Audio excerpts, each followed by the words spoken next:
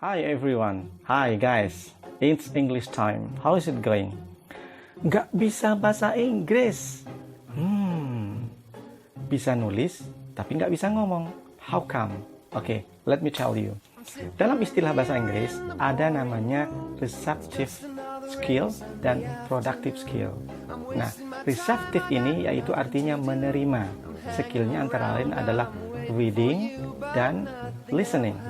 Lalu kemudian ada productive skill. Nah, skillnya ini adalah writing dan speaking.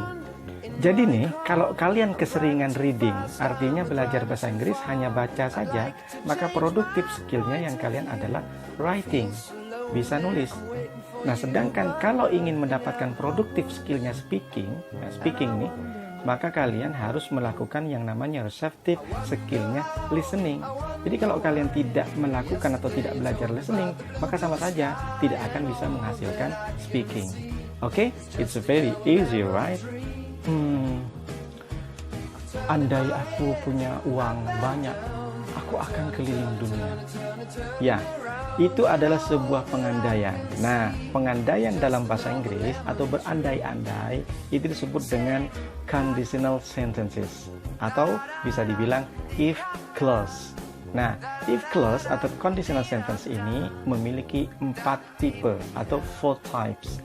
Oke, type pertama itu ada namanya type 0. Nah, type 0 ini adalah menjelaskan tentang sesuatu fakta atau kenyataan.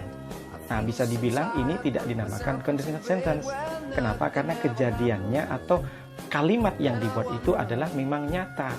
0, it tells something that's true or something which is a fact because it's real situations. For example, if we hit the water, it boils. If it's rain, it's wet. If I eat a lot, I gain weight. Let's see the patterns. Perhatikan rumusnya.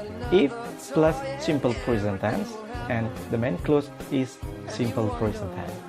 Okay, now let's discuss about next type, yaitu type 1, the conditional sentence atau if clause type 1. Ada tipe pertama, ini adalah possible situations in the present or future. Jadi yang kedua ini adalah kemungkinan terjadi di masa sekarang atau di masa yang akan datang. For example, if it rains, I will not come to your house. If I study hard, I will pass the exam. Jadi, jika hujan, saya tidak akan ke rumahmu. Jika saya belajar dengan giat, saya akan lulus ujian. Jadi ini kemungkinannya 50-50, tapi ini kemungkinan besar terjadi. Jadi kalau hujan, saya tidak akan ke rumahmu. Kalau saya belajar dengan rajin dan giat, saya akan lulus ujian. Now let's see the patterns. Oke, perhatikan. If plus simple present, lalu kemudian koma, subject plus will plus verb 1. Nah, kalimat ini bisa dibalik, artinya susunannya bisa dibalik. Jadi bisa saja main clause-nya ditaruh di depan, lalu kemudian if clause-nya. For example, I will pass the exams if I study hard. Cuma bedanya ada koma kalau if-nya di depan. Oke, next is type 2. Type 2 is unreal situations or impossible situations in the present or future. For example, if I won the competition, I would buy a new cell phone. If I had a lot of money, I would buy a new car. Oke, dalam contoh kalimat type 2 conditional sentence ini, kenyataannya tidak menang kompetisi, berarti kan tidak nyata. Oleh karenanya kita harus tahu fakta di balik kalimat ini. Nah, fakta yang digunakan kalimatnya itu menggunakan simple present tense. The fact is, I don't win the competitions. And the second, I don't have a lot of money. Dan setelah itu kita perhatikan rumusnya, yaitu rumusnya if ditambah simple past tense, lalu kemudian subject plus would plus verb 1. Okay, the last type in the conditional sentence is type 3. Type ketiga ini adalah something didn't happen. Jadi sesuatu yang tidak terjadi.